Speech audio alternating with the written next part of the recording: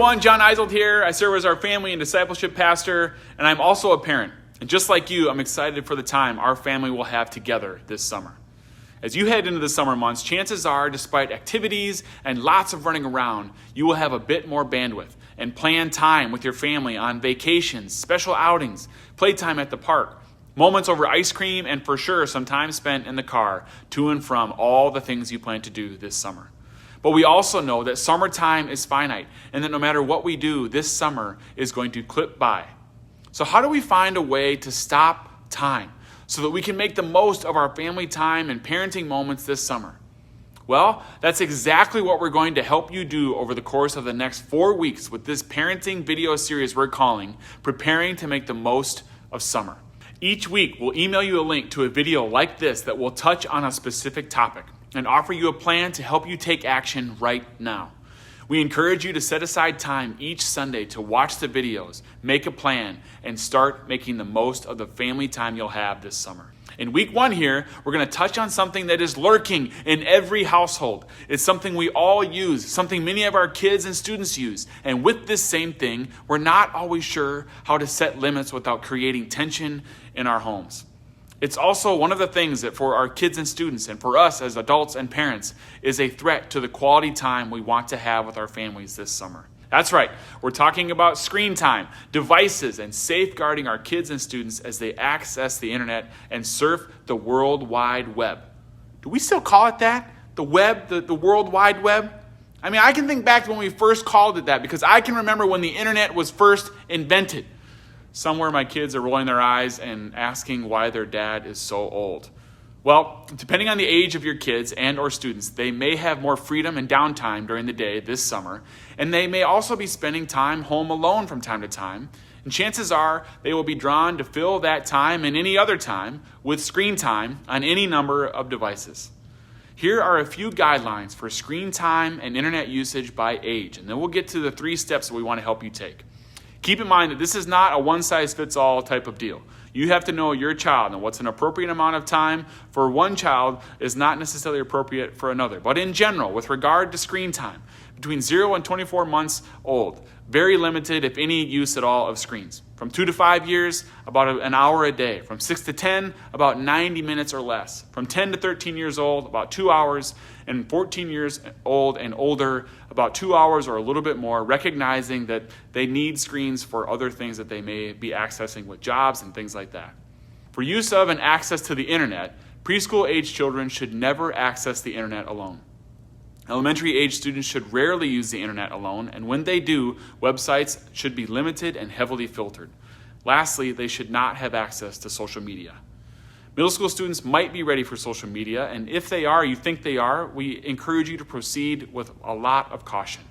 All social media and internet access needs to be carefully monitored and supervised in the middle school phase in the context of your relationship with them. High school students are ready for social media with proper training, and I know that sounds crazy, but it's true. We train them to drive cars, but we don't train them to use the powerful devices in their pockets. The internet is a tool that they need to use, and with boundaries and responsibility, it can be a tool that will serve them well in their future.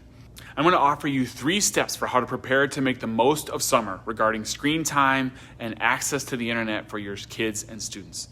And then we're going to recommend a few powerful resources to help as you navigate these important conversations. Hear this very carefully. There's no such thing as passive parenting in the digital age. You have to talk about this, and you have to be ready to talk about it. And we're going to help you do that. As you follow these steps, it's important to start first with a conversation and not an argument. If you've already started or had an argument in the past about this, go back, model what it looks like to apologize, and start over. If you're currently frustrated with the status of screen time in your home, high five, we all are. The goal here is not to never have any issues with this. The goal is connection and coaching of our kids and students on how to use their devices and the internet safely and responsibly. Number 1, make a list together. Ask them what types of things they're looking forward to this summer and write them down, or have them make a list first and then come together for a family meeting. Share some of what you're looking forward to. It might be family time, fun, a specific vacation or activity that you have planned. Next, talk about a typical day and the things that your family needs to accomplish each day. These might be basic chores like getting out of bed and making your bed, having breakfast and brushing your teeth and getting dressed, other activities that you might have planned. Now, brainstorm together which things they can do and how they can help. Next, make a list of other things that they enjoy doing that don't involve a device. Most importantly is that they are the ones making this list. Then, when you hear the B word, the word bored, remind them of their list. And listen now, don't rescue them from boredom. And don't allow screens to fill that void.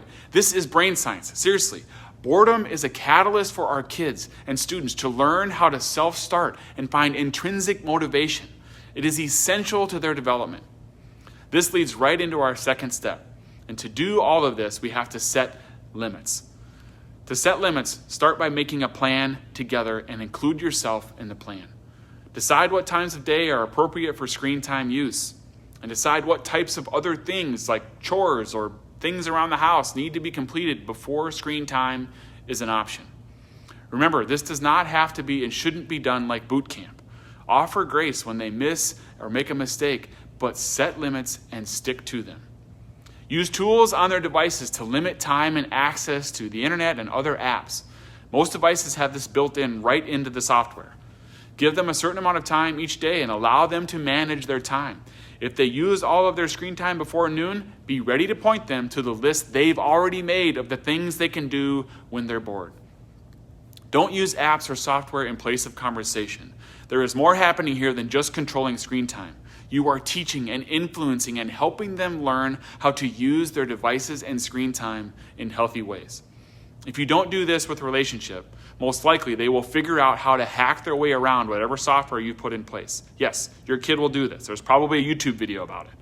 Our family is literally going to sit down this weekend and complete this process, like a big family conference. We're going to have sheets of paper on the wall and brainstorm all the things we're excited to do this summer.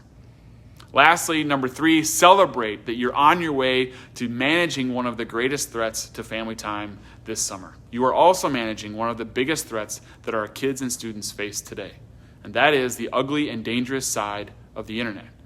The powerful resource we want to recommend to you today is a new documentary called Childhood 2.0. There's a link to this 90-minute documentary in the email that you received with this video. It's also available on our website. It's created for parents and will help you learn about the unseen dangers of the internet that are more prevalent than you might think. It will concern you enough to help you make safeguarding your kids as they use the internet a priority. Another powerful resource we've made available to you comes from the organization called Protect Young Eyes. They are a fantastic organization, and they've put together a guide for you to follow as you have these conversations. And they've even put together a series of videos that you can watch with your kids that will coach you through the conversations that you need to have. They even have resources geared specifically for churches and faith communities.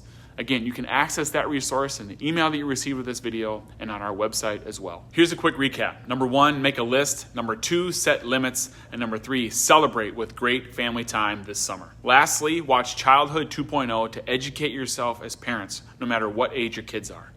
Access the resources in the email we sent with this video, and they'll also be available on the Five Oaks website with all of our other family resources.